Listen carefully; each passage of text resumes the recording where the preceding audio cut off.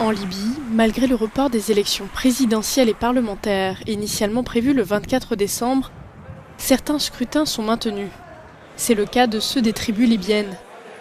L'influence et la force des tribus ont augmenté de manière exponentielle au cours des années qui ont suivi la révolution de 2011.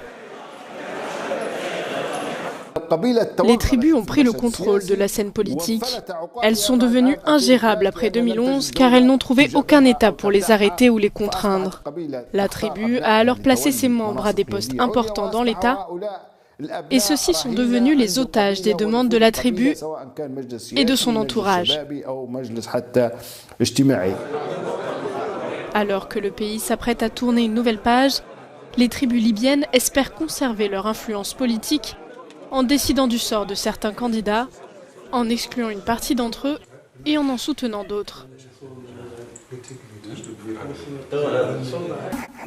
La tribu Al-Jazouï, comme d'autres tribus, tient des réunions pour examiner la liste des candidats et décider qui est bon et compétent afin de les soutenir dans le bon rôle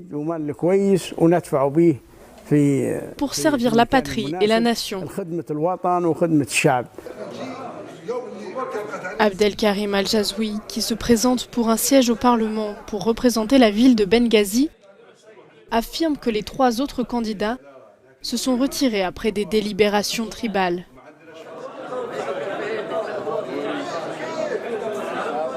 Je ne suis pas un candidat tribal, mais la tribu joue aujourd'hui un rôle très important. Elle est plus développée et plus aboutie, alors elle met en avant ses fils qu'elle considère comme capables.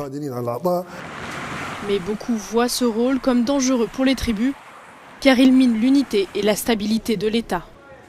Lors de l'annonce du report des élections, la commission électorale n'a pas été en mesure de fixer de nouvelles dates.